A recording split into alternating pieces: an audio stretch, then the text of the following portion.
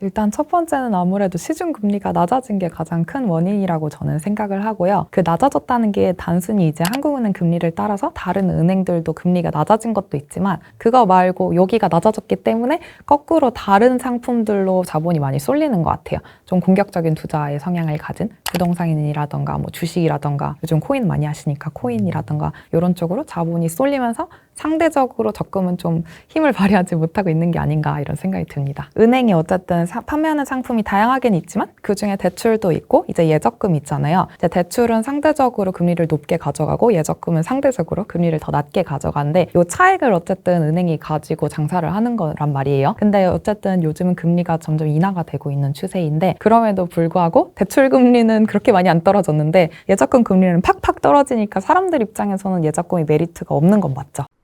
보면은 사람이 드라마틱한 것만 뇌에 많이 각인이 되는 것 같아요. 그래서 예를 들어서 누가 부동산으로 몇십억을 벌었다던가 아니면은 코인으로 뭐 억만장자가 돼서 회사를 다닐 필요가 없어졌다던가 아니면 주식으로 뭐 되게 돈을 많이 벌었다 이런 얘기들을 들으면은 사람들이 혹하잖아요. 그래서 점점 더 예적금에 대한 마음이 바뀔 수도 있다고는 저는 생각을 하는데 그럼에도 불구하고 예적금을 꾸준히 들어야 된다고 생각을 하는 건 요 대전제가 지금 다 올랐다가 대전제잖아요. 근데 떨어질 수도 있는 거거든요. 그런 것처럼 사실 거꾸로 생각해보면 내가 계란이 여러 개만 그걸 이제 여러 개 담아야 되는데 그중에 하나의 툴이라고 저는 생각을 해요. 물론 막 예적금만 하세요. 딴 거 아무것도 하지 마세요. 이런 게 아니라 예적금도 하고 다른 것도 했을 때 인생이 어떻게 될지 모르잖아요. 예를 들어 부동산에 막 몰빵을 했어요. 영끌해서 부동산을 샀단 말이에요. 근데 그 부동산을 샀는데 부동산이 떨어질 수도 있고 혹은 막 갑자기 집안에 누가 아플 수도 있고 교통사고가 날 수 있고 되게 급하게 돈이 필요할 때 그 돈을 어디서 가져올 것인가 했을 때 어느 정도의 현찰 보유를 하고 있어야 되는데 그 현찰 보유를 할 때 예적금이 저는 그래도 낫다고 생각을 하죠. 딴 건 이제 주기를 타는데 높을 때 뺄 수 있으면 다행이지만 낮을 때 빼야 되는 상황이 사람이 올 수도 있잖아요. 그럴 때를 생각하면 이제 예적금으로 어느 정도는 묶어두는 게 저는 좋다고 생각합니다. 큰 적금을 원하면은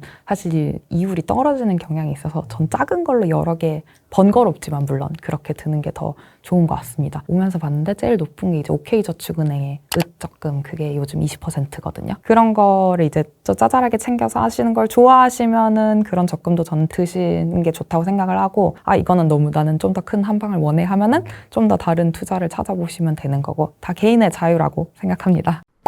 요즘 청년들한테 가장 추천하는 청년 도약 계좌를 가장 추천을 하는데요. 요거 하려면은 조건이 3개 만족을 해야 돼요.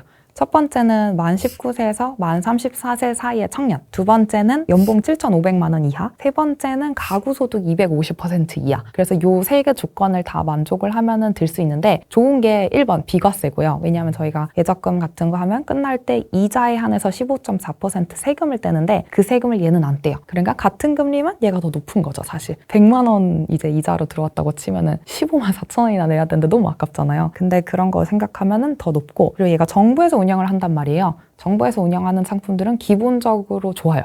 왜냐하면 사기업은 어쨌든 이윤 추구를 해야 되기 때문에 조금씩 이게 왔다 갔다 하거나 조건이 살짝 치사한 게 끝에 붙는다든지 이런 경우가 많은데 요거는 정부에서 운영하기 때문에 그거보다는 훨씬 더 좋은 조건을 가지고 있고 월에 뭐 1,000원에서 70만 원까지 월에 납입을 할 수 있는데 요거 납입에서 끝나는 게 아니라 정부에서 내 소득 구간에 따라서 돈을 줘요. 그래서 그 돈을 준 다음에 얘도 같이 이자가 붙어요. 근데 비과세죠. 그러니까 요게 쭈루루 가면은 사실 시중 적금보다 훨씬 좋다. 그래서 저는 추천을 하고 이제 사람들이 많이 싫어하는 단점 중에 하나가 5년 만기를 유지를 해야 된다는 건데 사람이 살다 보면 5년 동안 어떻게 될지 모르잖아요. 근데 이게 아무래도 청년을 대상으로 나온 상품이다 보니까 뭐 내가 집을 사, 혼인하거나 아이를 낳거나 이럴 때 얘를 해지를 하고 이자도 가져갈 수 있어요. 그러니까 조금 덜 부담스럽긴 하죠. 내 인생에서 큰 이벤트가 있을 땐 또 정부가 봐주고 그런 시스템입니다. 이 이율도 연봉이 낮을수록 더 높아요. 근데 심사를 하기 때문에 앞서 말씀드린 그 소득 구간 있잖아요. 거기 안에는 들어오셔야 됩니다. 근데 제가 봤을 때 내가 연봉 7,500이 간당간당하다 그럼 조금 애매해요. 왜냐면 정부 기여금이 없거든요. 이게 연봉에 따라서 테이블이 나눠지기 때문에 그게 조금 다르기는 합니다. 요즘은 걔가 딱 1등이고 나머지는 이제 시중은행들에서 추천을 할 수 있는데 제1금융권이 있고 제2금융권이 있잖아요. 근데 저는 제2금융권을 선호하긴 합니다. 왜냐하면 이율이 1금융권 이율들이 살짝 치사해요.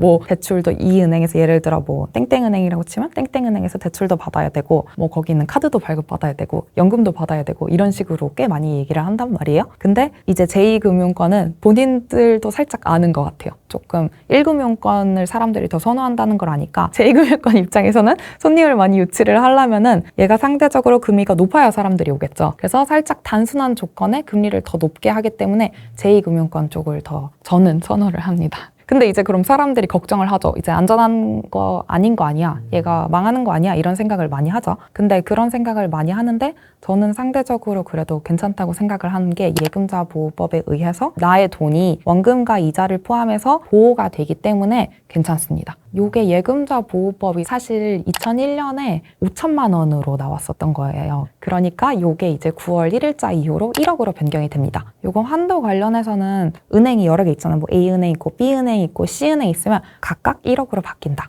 제가 재테크를 조금 해보니까 진짜 주의해야 되는 시기가 있어요. 첫 취직했을 때, 이때를 저는 엄청 주의하려고 했어요. 왜냐면 제가 취직을 조금 일찍 한 편이기도 했었는데 친구들이 다 취직을 동시에 하면 다 같이 씀씀이가 커져요. 그래서 뭐 옛날에는 막 10만 원짜리 밥에 덜덜 떨었는데 이제 오마카세도 먹고 택시도 타고 막 이런 일이 이제 뭐 호캉스도 가고 막 이런 일이 생긴단 말이죠. 이런 걸 아예 안 하라는 건 아니지만 씀씀이가 훅 커지고 이제 그대로 유지가 되면은 이걸 줄이기가 또 힘들거든요. 얼마 안 하는데 나 돈 버는데 막 이런 생각하면서 돈을 훅 쓸 수도 있는데 이때 많이 주의를 하셔야 됩니다. 아직 나는 대학생의 마인드다라고 스스로 세뇌를 시키고 좀 돈을 안 쓰려는 습관이 저는 중요한데 요 상품하고 같이 가면 강제로 돈을 적금을 하잖아요. 사실 물론 월에 70만 원 안 해도 돼요. 그렇지만 월에 70만 원을 하기 때문에 그 습관 자체가 중요한 것 같아서 저는 습관 기르는 것도 있고 또 초년생 때 가입하면은 아무래도 고연차보다는 상대적으로 연봉이 낮기 때문에 좀 더 정보 혜택을 많이 받아갈 수도 있기 때문에 초년생 분들한테 사실 제일 많이 추천은 합니다. 저는 좋게 봅니다, 사실. 왜냐하면은 토스나 카카오뱅크가 우리한테 친숙하지 않고 오프라인 은행이 없다 뿐이지 분류 자체는 제1금융권이거든요. 그러니까 사람들이 막 얼마 안 생겼으니까 제2금융권 아니야? 뭐 이렇게 착각하시는 분들도 제가 봤는데 사실 그렇지는 않아요. 다 제1금융권이고 토스나 카카오뱅크의 가장 큰 특이점은 훨씬 유저 프렌들리하다는 거. 왜냐하면 어플 하나로 다 해결할 수 있고 설명도 웬만하면 훨씬 잘 되어 있어요.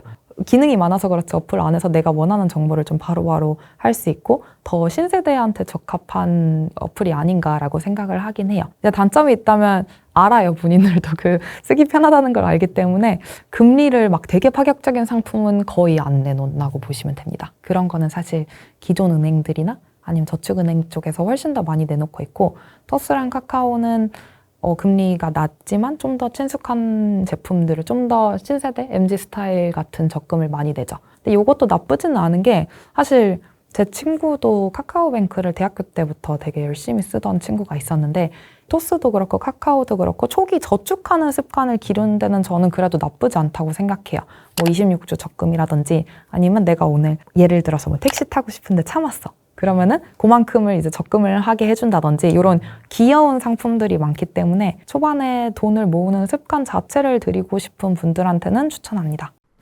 저같이 장기 투자하는 사람들은 특히 수수료가 중요한데 연금도 마찬가지. 연금도 그래서 수수료를 잘 따져야 되는데 펀드 슈퍼마켓이라고 거기가 제일 수수료가 저렴하거든요. 얘도 수수료가 좀 낮기 때문에 대신 이제 대면으로 친절하게 설명해주고 뭐 계약서를 갖고 와서 뭐 이거예요 막 이렇게 사람을 볼 일은 없어요 사실. 왜냐하면 다 온라인에서 이루어지기 때문에 인건비가 줄어서 수수료가 낮은 거기 때문에 펀드 슈퍼마켓 많이 썼고 일반적으로 네이버에 보면은 그냥 검색하면 가장 먼저 띄워주고 그 안에서 본인 성향이 나는 곧 죽어도 저축은행은 안 한다 이러시는 분들도 계시거든요. 그럼 그거를 알아서 네이버가 카테고리를 또 해놨어요.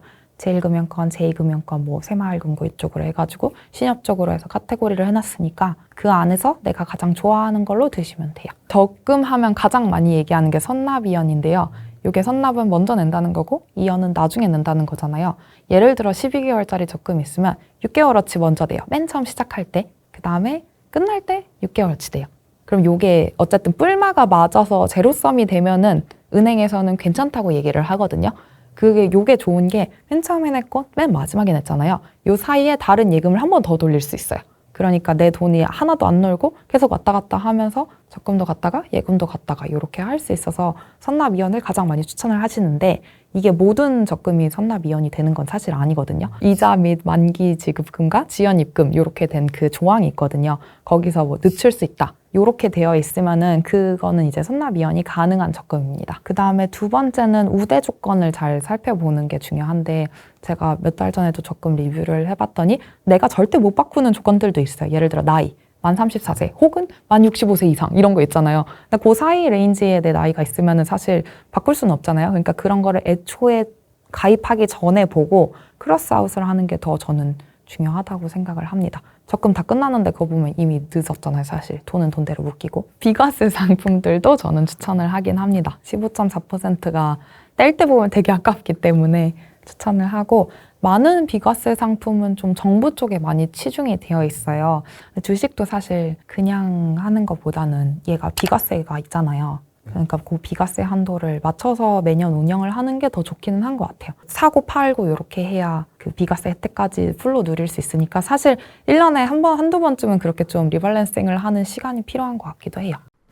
맨 처음에 공부할 때는 책이 더 좋은 것 같아요. 이제 기본 개념 같은 거 있잖아요. 주식의 흐름이라던가 이율이 높아지면 어떻게 되는지 혹은 이율이 낮아지면 어떻게 되는지 뭐 차트는 어떻게 보는지 뭐 차트대로 꼭 이제 주식이 움직이진 않다만 이제 좀 안정적인 주식은 상대적으로 뭐가 있는지 이런 거를 공부를 하려면 맨 처음에 책이 좋은 것 같고 최신 정보들이 이제 몇 년만 지나도 사실 법은 금방금방 바뀌고 부동산만 해도 지금 법 새로 생기고 계속 바뀌잖아요. 그런 게 좀 다르고 그다음 세법도 사실 그때그때 달라지기 때문에 최신 정보는 저는 유튜브나 뉴스 쪽이 좋은 것 같습니다.